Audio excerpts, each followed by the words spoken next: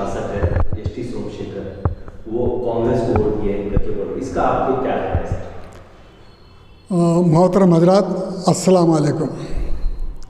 देखो, आपका कहना है कर्नाटक के विधानसभा के रुकन एस टी सोमशेखर बीजेपी को छोड़ को कांग्रेस को वोट डाले हैं, तो क्या ये सही है? ये आपका सवाल है।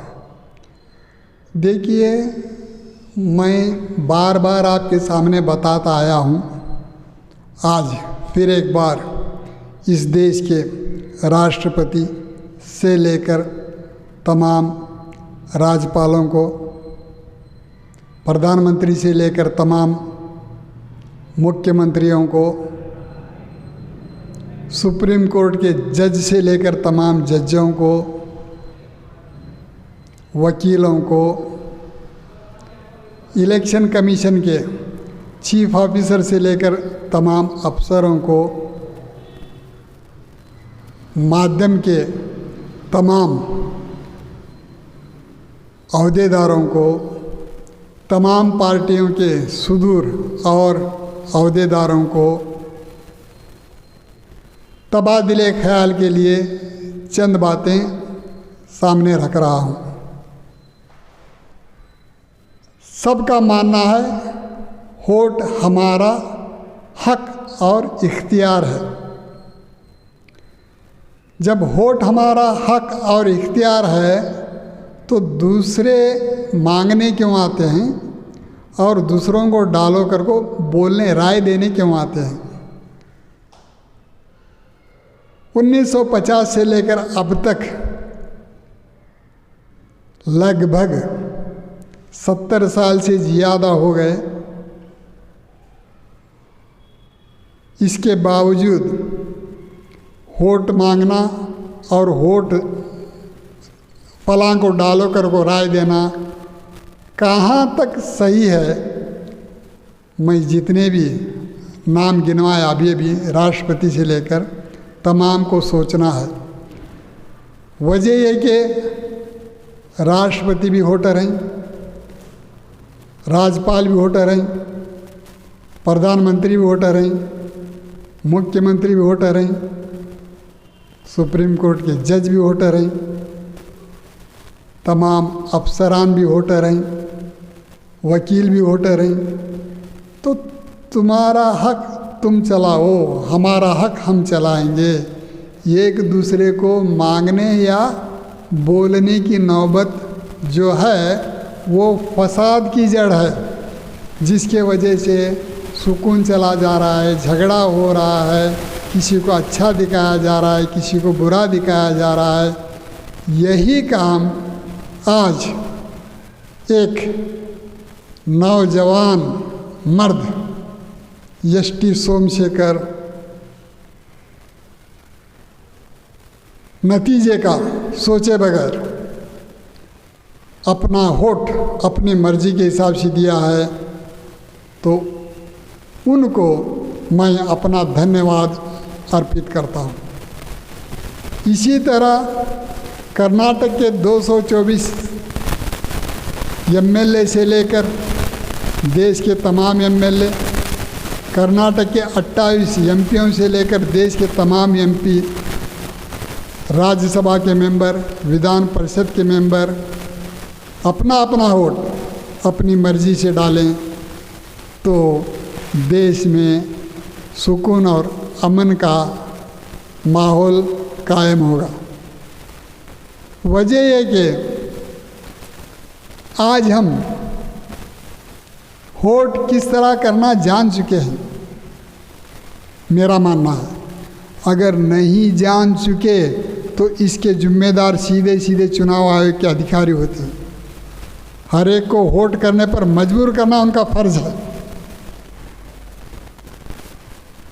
उसका आसान तरीका है, अगर कोई वोट नहीं किया तो अगली बार वो अपनी वोटर आईडी पूछने आएगा तो पिछली बार वोट करे सो तेरा आईडी बता, वोट करे सो ये बता, किया है क्या, सवाल पूछो।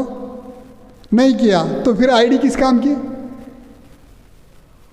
तो इस तरह का कर सकते हैं।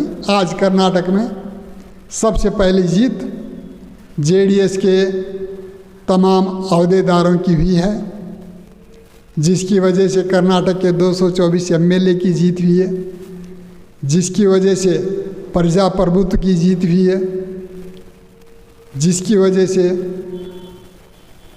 बीजेपी की जीत हुई है, जिसकी वजह से कांग्रेस की जीत हुई है।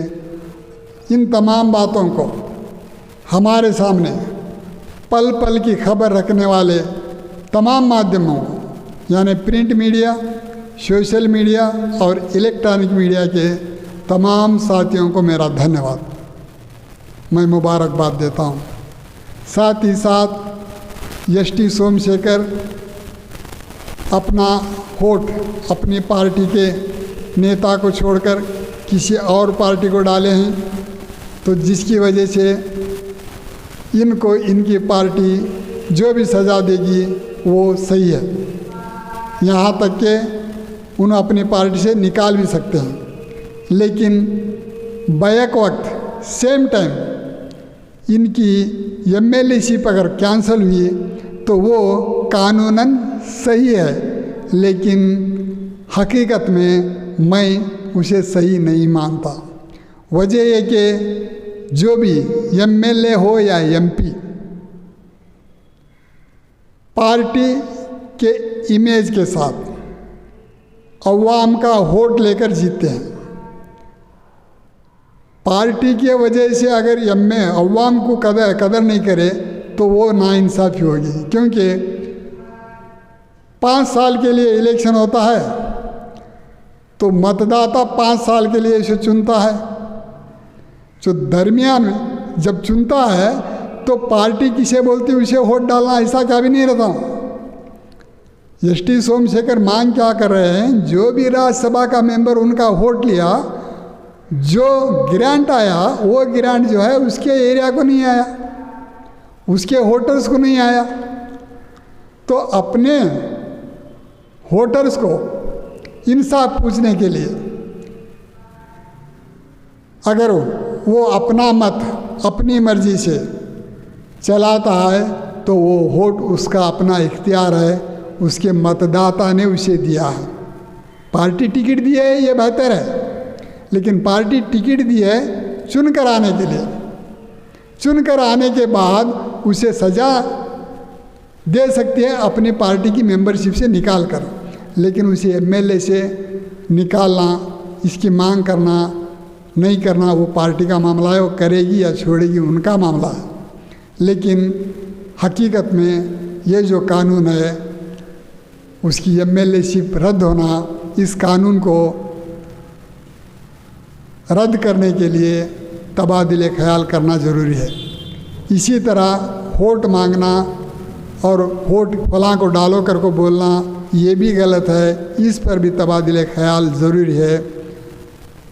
इस पर तबादले ख्याल करने के लिए देश के नहीं विदेश के माध्यमों को भी मैं दावत देता हूँ, जिसमें वकीलों को भी दावत देता हूँ जो सुब्रमण्यम स्वामी हैं, जो जाने माने वकील हैं, राम जेठमलानी हैं, कपिल सिब्बल हैं, सिंघवी हैं,